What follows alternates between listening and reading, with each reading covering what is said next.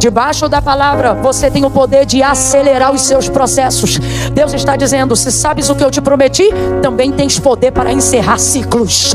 Deus está dizendo: ou você crê, ou você não crê. Você não pode crer mais ou menos, porque é o mais ou menos que te tira a força. Eu vou falar um negócio muito sério, muito sério. É que o que está acontecendo na sua vida hoje em 2024, por mais que pareça um cenário repetido de 2023, ou ciclos que você não venceu em outros anos, ou lágrimas que parecem se repetir pelas mesmas causas, mas e se nessa noite, profeticamente pela palavra, eu te dissesse que não é uma sucessão aleatória de desgraças, não é uma sucessão aleatória de histórias repetidas, mas e se eu te dissesse que todas as coisas, por mais que nesse momento aqui agora da vida pareçam o retrato do caos, de uma vida que não deu certo, de um casamento que não está fluindo, de uma vida espiritual que ainda não rompeu, de um ministério que ainda não cresceu, mas e se eu te dissesse como profeta que tudo isto na verdade está como se fosse uma orquestra, cuja batuta da orquestra estivesse na mão do Espírito Santo, coordenando e te levando a entender que verdadeiramente todas essas coisas que você chama de ruim, todas essas coisas que você chama de desgraça, todas essas coisas que você está chamando de tragédia, e se eu te dissesse que todas elas estão cooperando para que uma palavra se cumpra na sua vida? Se você olhar pelos olhos da carne, veja, se você olhar pelos olhos humanos, se você olhar pelos olhos naturais, completa aí para mim por favor, se você olhar pelos olhos naturais, então veja, coisas ruins também estão concordando. Está na hora de você ter maturidade espiritual e compreender que debaixo de uma palavra de Deus, coisas ruins também cooperam. Você precisa desenvolver essa maturidade, irmão. De vez ou outra, saber que alguém está fazendo algo cujo intuito de quem está fazendo é para o teu mal, mas no final mesmo assim vai cooperar para o teu? Tem, porque ele pode estar sendo a ferramenta, mas o alvo do cumprimento da palavra é a sua vida. Então tudo que vier ao seu encontro há de corresponder à palavra que Deus liberou sobre a tua vida. Agora, Camila, quem terá tal maturidade? Quem terá tal discernimento? Aqueles que tiverem maior consciência de qual palavra eles estão. Entende? Se você não sabe que palavra está sobre a sua vida, tudo que está acontecendo no espiritual você vai levar para o pessoal. Tudo que está acontecendo de ruim você vai chamar de tragédia. Deus está dizendo: se aproxime da palavra e você vai entender o que está acontecendo. Se aproxime da promessa e você vai colocar em ordem o que parece que está fora do lugar. Para muitos vai parecer guerra, mas para você haverá compreensão de que todas as coisas contribuem juntamente para o bem. Para o bem. Eu estou sentindo uma autoridade de Deus tão grande aqui. Deus está dizendo que nestes dias vai te fazer amadurecer em um mês o que tu não amadureceu em um ano. Tu vai te aproximar da palavra de tal maneira que o que fizerem contra você vai cooperar para o teu bem. Eu estou falando de gente que vai printar coisa no WhatsApp para dizer: olha o que estão falando de você. E outrora você ia dizer: vai lá e manda dizer que eu sou crente, mas não sou otário não. Vai lá e manda dizer que eu vou mostrar para ele com quantos paus faz uma canoa. Isso antes, mas agora no discernimento você vai dizer: manda um beijo para ele e diga que eu agradeço, porque todas as coisas contribuem. Então Deus te trouxe aqui nessa noite e Ele está dizendo: quanto de compreensão da palavra que eu te liberei você tem, ao ponto de dizer que está sendo perseguido, ou ao ponto de dizer que até o mal está trabalhando em seu favor? A palavra de Deus te dá poder para associar-se à segunda opção. Quando disserem: olha o que estão fazendo contra você, não diga: é meu inimigo. Na mente, guarde: meu funcionário. Olha para quem está do teu lado agora e diga assim para essa pessoa: não é inimigo. Não, ajuda ele a entender. Diga: não é inimigo, é funcionário. Consciente ou não, está trabalhando em teu favor. E detalhe, você não está pagando nada, nada, nada. Olha para quem está do teu lado e diz: trabalho é de graça. Eu não estou pagando nada. É a palavra de Deus se cumprindo. É a palavra de Deus cumprindo os saldos do crédito que ela me garante.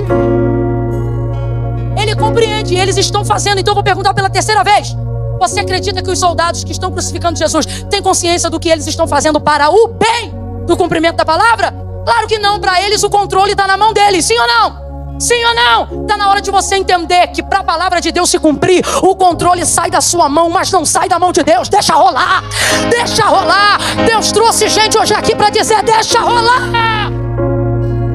Deixa o soldado achar que é ele que está arrebentando a boca do balão.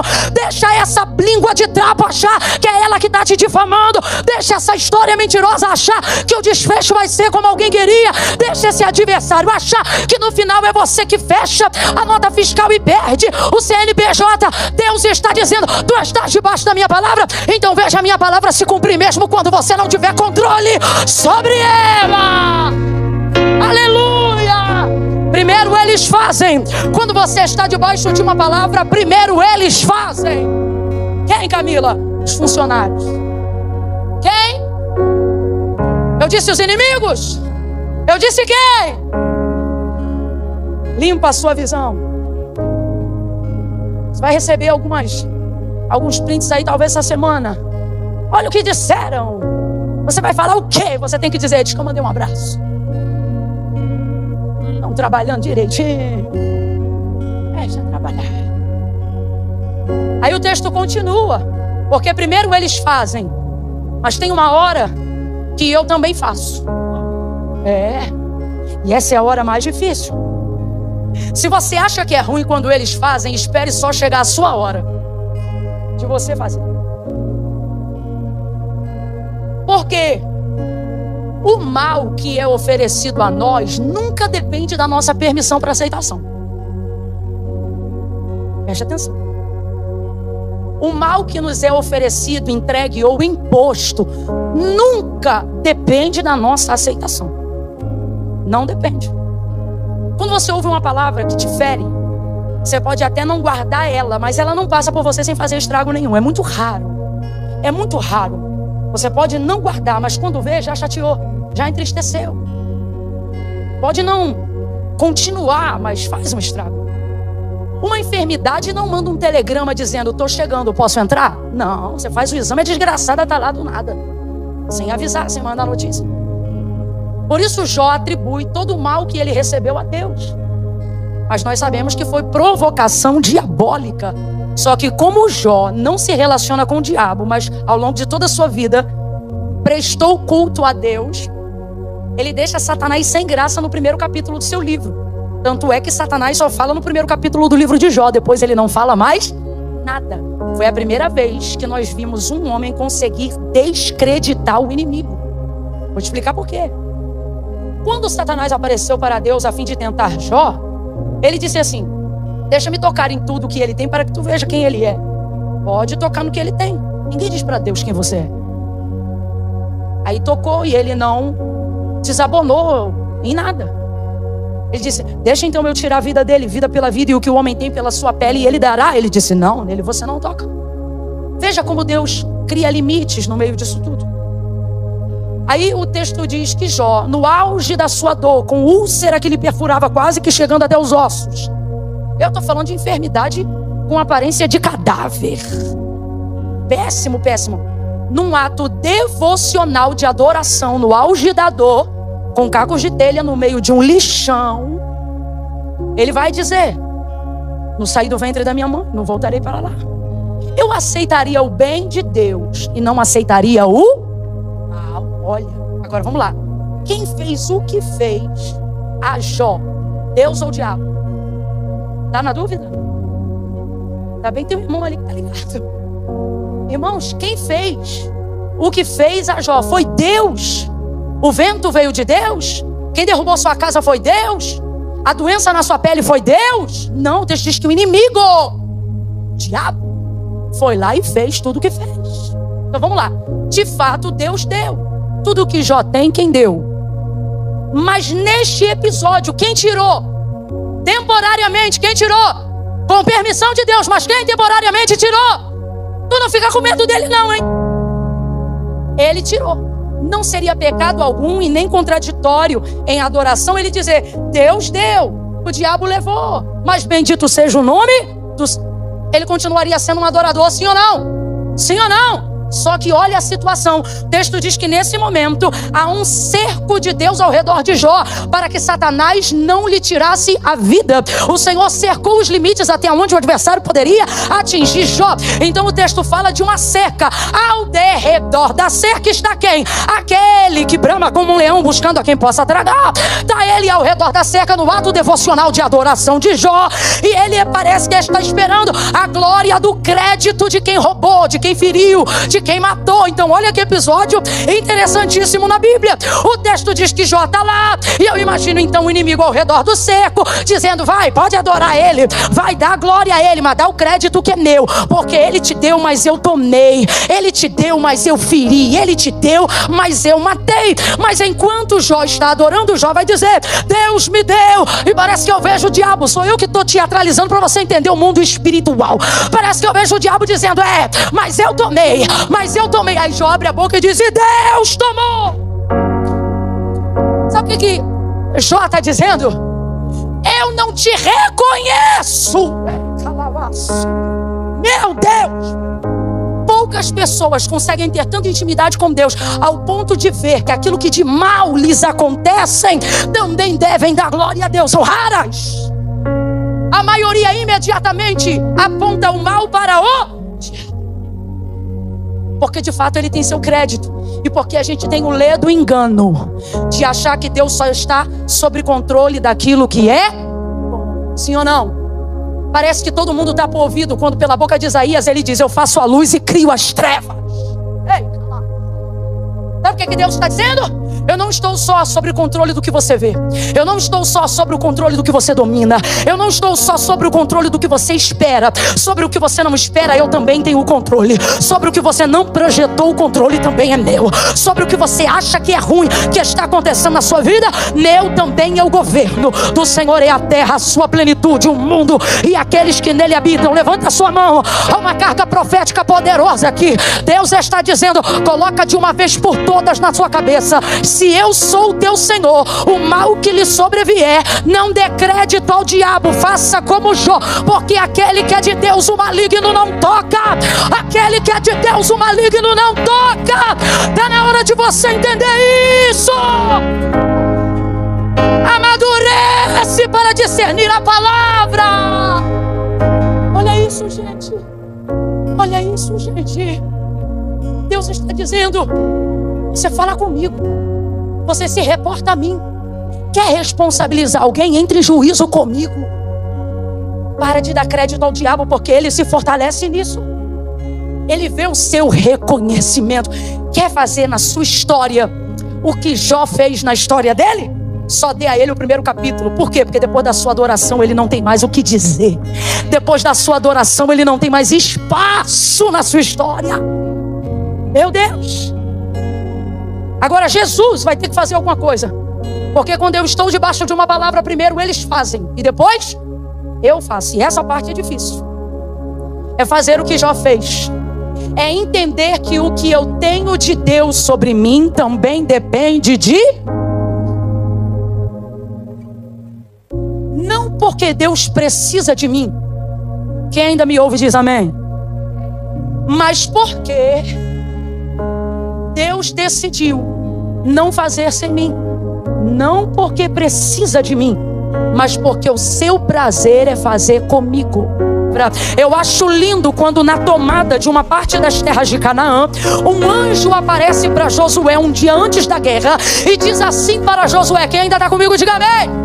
O anjo diz assim para Josué ao vê-lo. Josué está se consagrando, vê o anjo aparece no arraial, na divisa. Aí o texto diz que Josué olha para o anjo e já preocupado, porque está repartindo terra, está no meio de inimigos, mete a mão na bainha da espada dele e olha para o cara que é anjo e diz assim para ele: tu és dos nossos ou contra nós, ou seja, do inimigo ou do nosso campo. Eu acho lindo, porque o anjo responde assim: nem dos seus, nem dos deles, eu sou do exército do alto.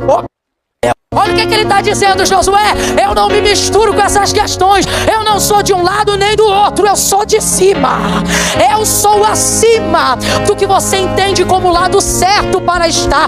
Camila, qual é o lado certo para a igreja estar na última hora? O lado da palavra, o lado da Bíblia, o lado do que Deus disse ao nosso respeito. Mas às vezes a gente fica nas comparações.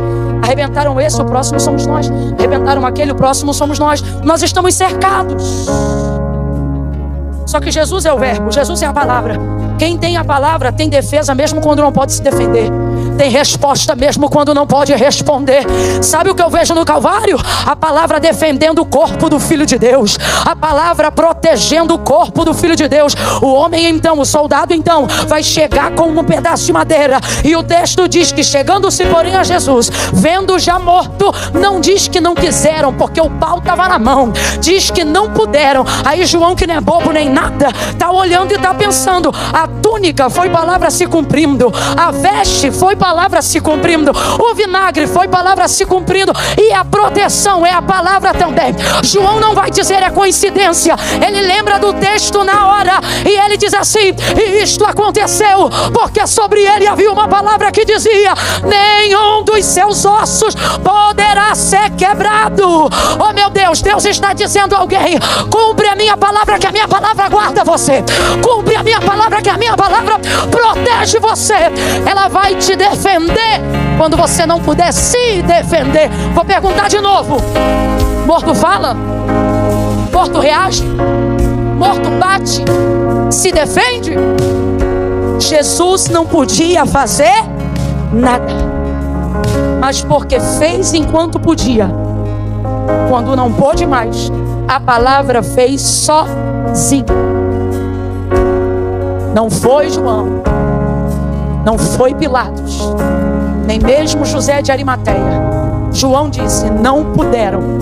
E o texto fala se alguém segurou a mão deles? Não, ele diz: não puderam porque sobre ele havia uma palavra que dizia: nenhum dos seus ossos poderá ser quebrado. Debaixo da palavra você aguenta o processo. Debaixo da palavra você discerne o caos. E aonde todo mundo diz é inimigo, você diz é funcionário e está cooperando para o meu bem. Debaixo da palavra você tem o poder de acelerar os seus processos. Deus está dizendo: se sabes o que eu te prometi, também tens poder para encerrar ciclos. Acelere o seu processo e faça o que está em seu poder fazer. Mas saiba, quando não puder fazer mais nada, se tiver vivido para cumprir a minha palavra viverá sobre ti até depois da sua morte. E os que morreram em Cristo ressuscitarão primeiro. O que é isso? Uma palavra. Uma palavra. Quando Jesus vier arrebatar a sua igreja, aqueles que foram antes de nós subirão primeiro do que nós, porque estão debaixo de uma. O texto diz: depois nós, os que aqui estamos, seremos revestidos, e tudo aquilo que é corruptível se revestirá da incorruptibilidade. Que é isso? Palavra. Deus está dizendo: ou você crê, ou você não crê. Você não pode crer mais ou menos, porque é o mais ou menos que te tira a força. Eu vou falar um negócio muito sério, muito sério. Deus está pronto para trabalhar numa incredulidade sincera, mas não suporta uma fé falsa. Você quer ver? Vocês lembram de um dos discípulos chamado Tomé? Quando Jesus ressuscitou, os discípulos pregaram para Tomé que Jesus estava vivo, mas ele não creu. Ele dizia assim: se eu não colocar o dedo nos seus cravos aonde ele perfurou, eu não crerei. O que Tomé está fazendo? Está dizendo que a fé dele depende de vista, e fé não anda por vista. A fé vem pelo ouvir, e o ouvir da palavra de Deus. É feio o que ele fez. Não combina com o discípulo. Ele poderia ter sido destituído da cúpula de Cristo, porque o básico no cristianismo é ter fé. Jesus volta àquela casa de novo, Porque na primeira vez que ele foi e Tomé não creu, ele não estava. Jesus volta naquela casa de novo, mais uma vez, só por causa de Tomé. Aí quando Tomé o vê, Jesus diz assim para ele: agora vem e coloca a tua mão aqui. E mostra para ele as feridas. Ele diz: não. Ele diz: não, agora você vem. Aí Tomé bota. Ele diz: Senhor, eu creio. Ele diz: pois é, Tomé, mas não devia ser assim. Bem-aventurados que não viram e creram. A primeira vez Tomé demonstrou uma incredulidade, mas foi uma incredulidade sincera. Jesus voltou naquela casa só por causa dele. Jesus tem disposição para trabalhar numa incredulidade sincera. O que ele não suporta é uma fé falsa. Uma fé que vem ao culto, mas só crê na metade. Canta um pouco, mas só crê um pouco. Jesus está dizendo: otimize o seu tempo. Olha o que ele diz para Laodiceia: quiseras fosse frio, porque é mais fácil converter um frio do que um morno. Porque o morno não é o frio esquentando, é o quente.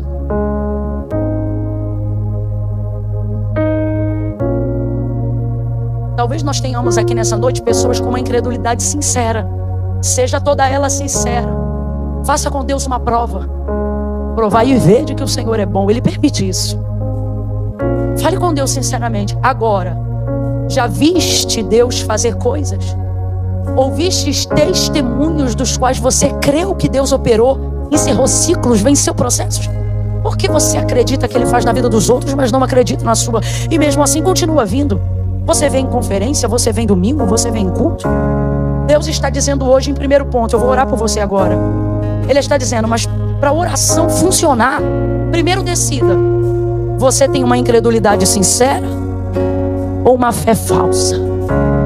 Porque se é uma fé falsa, comece a orar primeiro, dizendo: Senhor, me converte, toca na minha mente, me dá maturidade. E se é uma incredulidade sincera, vou pedir Deus para usar a minha fé agora, porque talvez a sua não seja o suficiente, mas eu creio.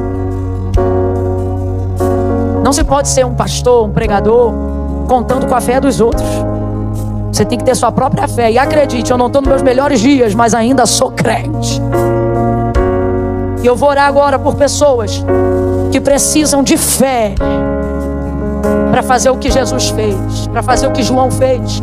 Compreender que este cenário coopera para o seu